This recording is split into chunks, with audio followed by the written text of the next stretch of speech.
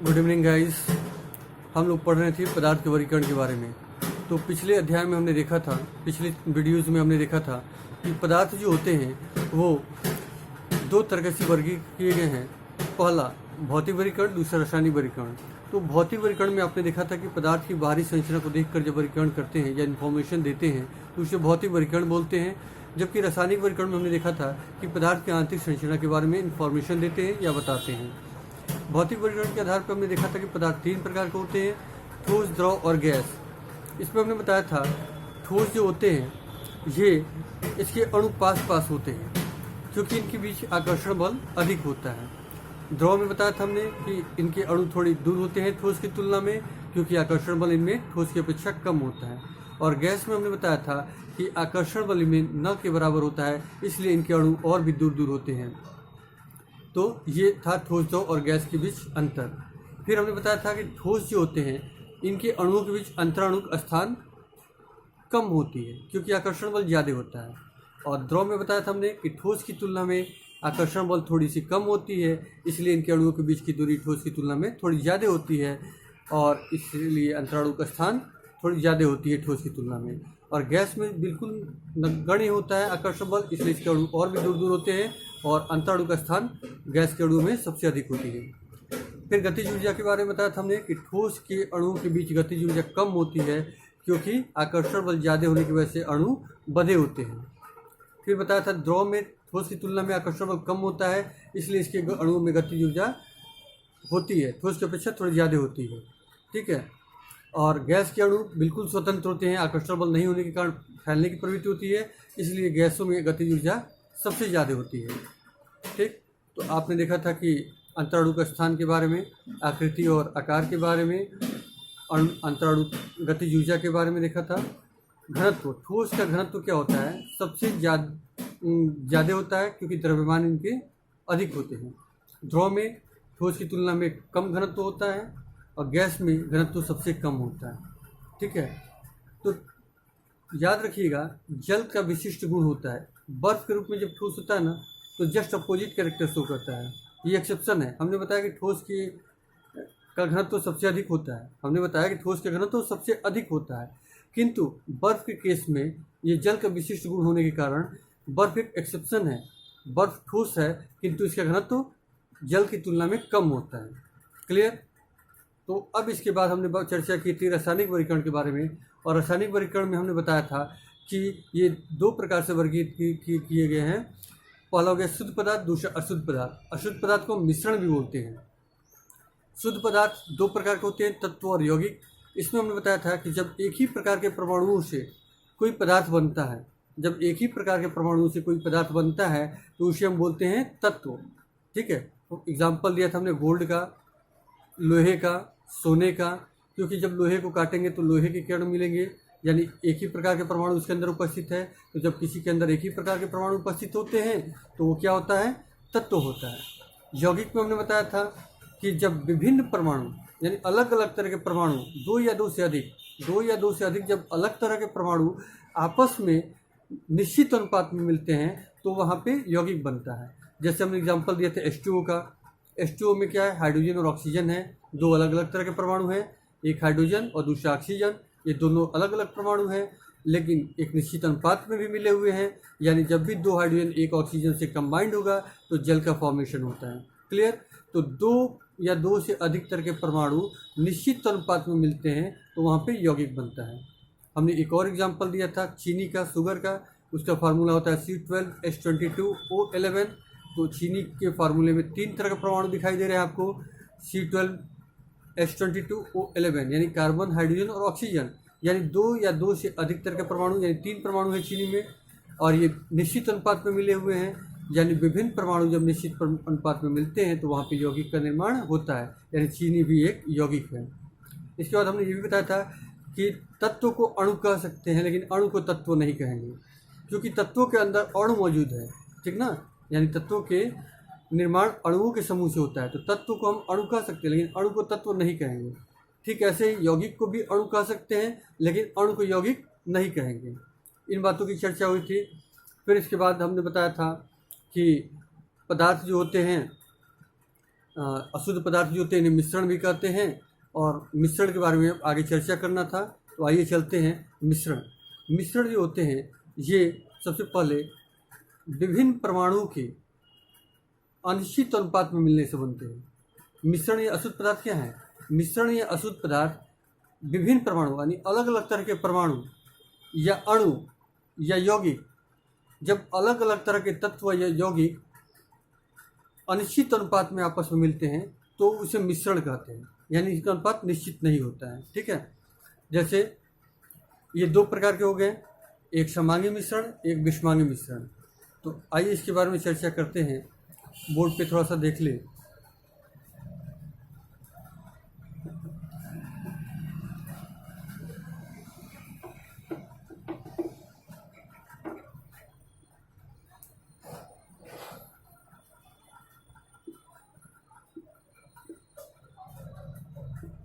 मिश्रण के बारे में सबसे पहले ये विभिन्न अनुपात में तत्वों या यौगिक के मिलने से बनते हैं।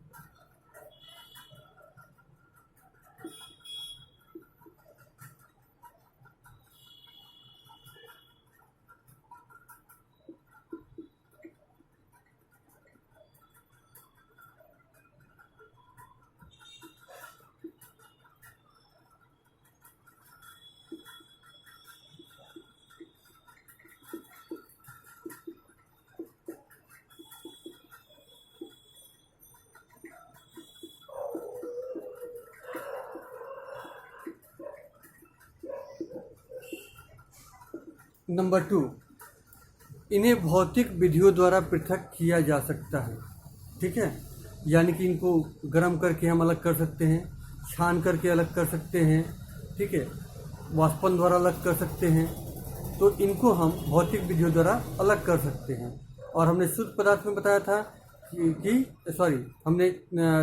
शुद्ध पदार्थ या तत्व यौगिक में हमने बताया था कि उनको भौतिक विधियों द्वारा पृथक नहीं कर सकते, यानी शुद्ध पदार्थों को भौतिक विधियों द्वारा पृथक नहीं कर सकते हैं, लेकिन अशुद्ध पदार्थों को भौतिक विधियों द्वारा पृथक कर सकते हैं। भौतिक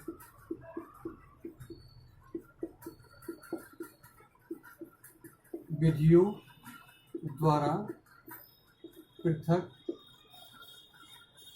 कर सकते हैं।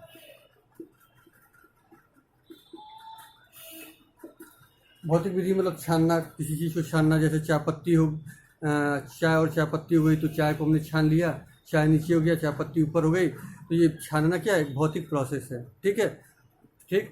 गर्म करते हैं तो पानी ऊपर उड़ जाता है, कण नीचे बैठे रहते हैं, तो वो वाष्पन विधि द्वारा उसको अलग कर लेते हैं। तो वाष्पन विधि एक भौतिक विधि है, छानने की विधि भौतिक विधि है। तो भौतिक विधियों द्वारा अशुद्ध पदार्थों को पृथक कर सकते हैं, जबकि हमने शुद्ध पदार्थ में बताया था कि उन्हें भौतिक विधि द्वारा पृथक नहीं कर सकते हैं। क्लियर? और भौतिक ये अशुद्ध पदार्थ जो होते हैं या मिश्रण जो होते हैं, इनमें क्या होता है? रासायनिक संयोग नहीं होता है, केमिकल प्रोसेस नहीं होता है। ठीक है,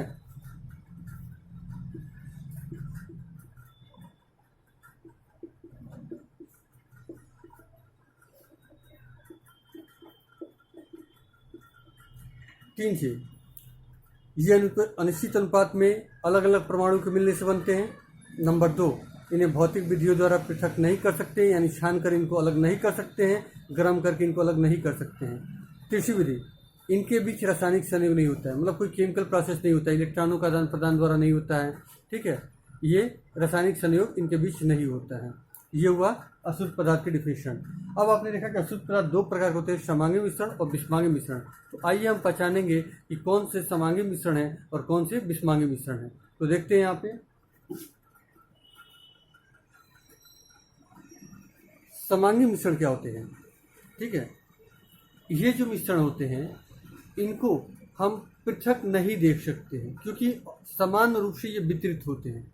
ये समान रूप से वितरित होते हैं। अवयव जो होते हैं,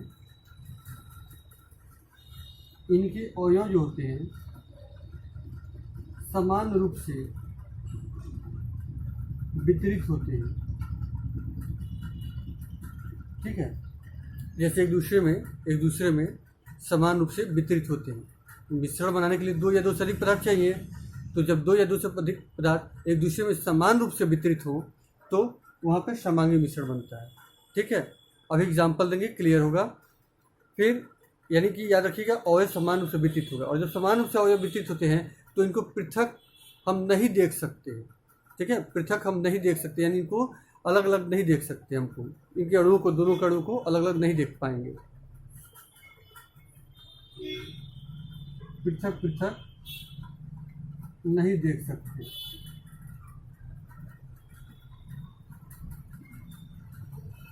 ठीक है, और यहाँ पे हो जाएगा अवयव क्या होते हैं, असमान रूप से वितरित होते हैं, और यहाँ पे क्या होगा, पृथक देख सकते हैं।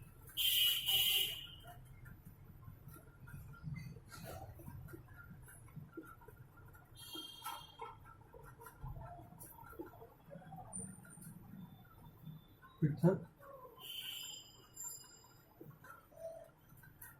देख सकते हैं। ठीक है, देखिए आइए हमने क्या लिखा है, थोड़ा सा पढ़ ले, बोर्ड छोटा है, देखने में थोड़ी लिखने में दिक्कत हो रहा है। इनके अवयव समान रूप से वितरित होते हैं, यानी कि मिश्रण में जब भी आप जानते हैं मिश्रण बनेगा तो दो या दो से अधिक पदार्थ लेंगे, तो दो या दो से अधिक पदार्थ जब समान रूप से वितरित हो तो समांग मिश्रण, और जब असमान रूप से वितरित हो यानी कोई अधिक और कोई कम मात्रा में हो, ठीक है, तो असमान रूप से वितरण हो, ठीक है, तो वहाँ पे विषमांग मिश्रण हो जाएगा। और ये पृथक पृथक नहीं देखे जा सकते, कहने का मतलब इनको हम अलग अलग नहीं देख पाएंगे, इनके अणुओं को अलग अलग नहीं देख पाएंगे। दो पदार्थ मिलेंगे तो उनके अणुओं को अलग अलग नहीं देख पाएंगे समांग मिश्रण में, किंतु विषमांग मिश्रण में पृथक पृथक देख सकते हैं। तो आइए एग्जाम्पल लेते हैं और भी क्लियर हो जाएगा इससे। आप इसको देखेंगे समांग मिश्रण, ठीक है, तो समांग मिश्रण में हम चलते हैं पीतल का एग्जाम्पल लेते हैं। पीतल,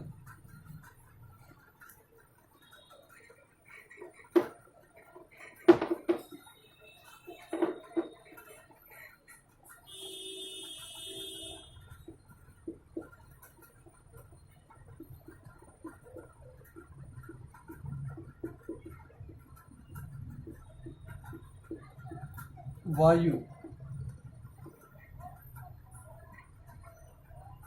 ठीक है, समांग मिश्रण में हमने लिया पीतल। पीतल आप जानते हैं कि दो, ये बहुत इंपॉर्टेंट क्वेश्चन है, हर जगह पूछा जाता है कि पीतल में किन किन पदार्थों से, किन किन धातुओं से मिलकर बना होता है। तो पीतल जो होता है तांबा और जिंक के मिलने से बनता है। ठीक है, याद रखिएगा, पिताजी फार्मूला एक हमने बनाया है, पिताजी, पिताजी, देखिए इसको,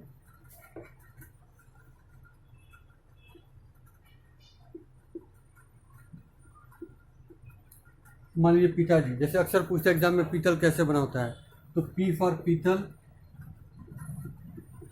ता से तांबा, जी से जिंक, यानी तांबा और जिंक जब मिलते हैं, तांबा प्लस जिंक, जेडन, तांबा और जिंक जब मिलते हैं तो क्या बनता है, पीतल।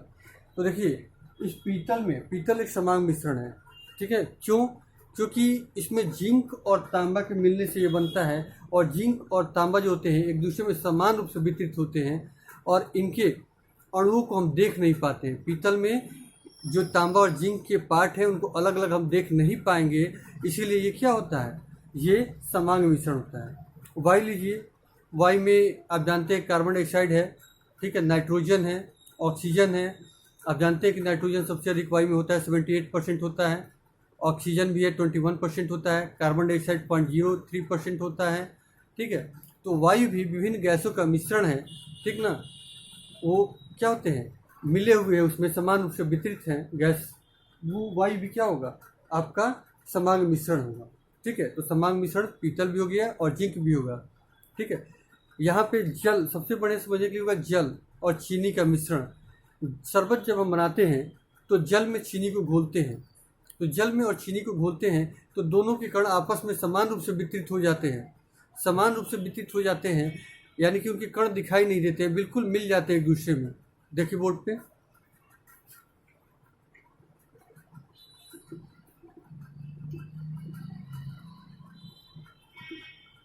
ये जल है ग्लास में और हमने 1 चम्मच चीनी डाल दी इसमें। ठीक है, तो ये चीनी के कण क्या होते हैं, ये देखिए द्रव के अणुओं के बीच में स्थान होता है, आप जानते ही हैं, हमने बताया कि द्रव के अणुओं के बीच में स्थान होता है जिसे हम अंतराणु का स्थान बोलते हैं। तो ये चीनी के कण क्या होते हैं, आ करके इन स्थानों में भर जाते हैं, यानी समान रूप से वितरित हो जाते हैं। तो चीनी के कण यहाँ पे क्या हुए, जल के साथ घुल गए, यानी चीनी और जल के कणों को अलग अलग हम नहीं देख पाएंगे, ये समान रूप से वितरित हो चुके हैं, इसीलिए मिश्रण क्या होगा, समांग मिश्रण होगा। यानी जल और चीनी का मिश्रण, जल प्लस चीनी का मिश्रण, ये क्या होगा, समांग मिश्रण होगा। नमक और जल का मिश्रण, नमक को भी जब जल में हम मिक्सअप करेंगे तो वो नमक के कण और जल के कण आपस में मिल जाते हैं, समान रूप से वितरित हो जाते हैं, उनको हम देख नहीं पाएंगे अलग अलग, तो वो क्या होंगे, समांग मिश्रण होंगे। एल्कोहल को भी जब जल में घोलते हैं, एल्कोहल भी जब जल में घोला जाता है तो समान रूप से वितरित हो जाते हैं, मिक्सअप हो जाते हैं, उनके कण अलग अलग दिखाई नहीं देते हैं दोनों के, इसलिए वो भी समांग मिश्रण होगा। आइए अब चर्चा करते हैं विषमांग मिश्रण की।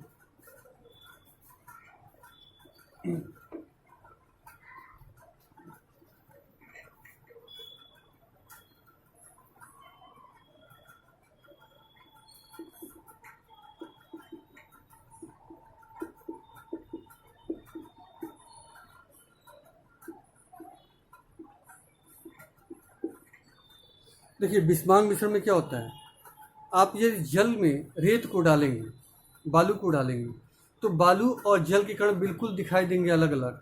आप बालू के कणों को जल के कणों से अलग कर सकते हैं। तो ये क्या होते हैं, ये विषमांग मिश्रण हुआ, जिन्हें हम, क्योंकि दोनों के कणों को पृथक पृथक देख सकते हैं। तो बालू का जल में मिश्रण जो बनता है वो विषमांग मिश्रण हुआ। ये चाक को ले लीजिए, जल में घोल दीजिए, तो चाक के कण क्या होंगे, उसमें जल के कणों से अलग अलग दिखाई देंगे, तो वो भी विषमांग मिश्रण होगा। तो आइए लिखते हैं,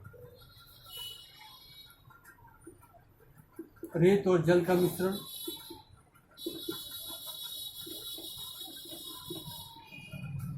चाक और जल का मिश्रण,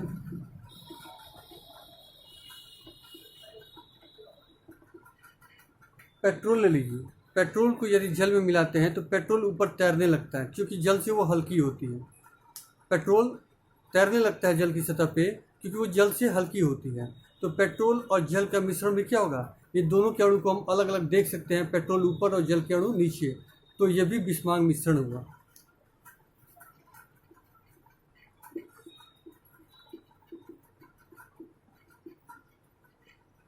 ठीक है, तो उम्मीद है कि आपको समांग मिश्रण और विषमांग मिश्रण में अंतर समझ में आ गया होगा।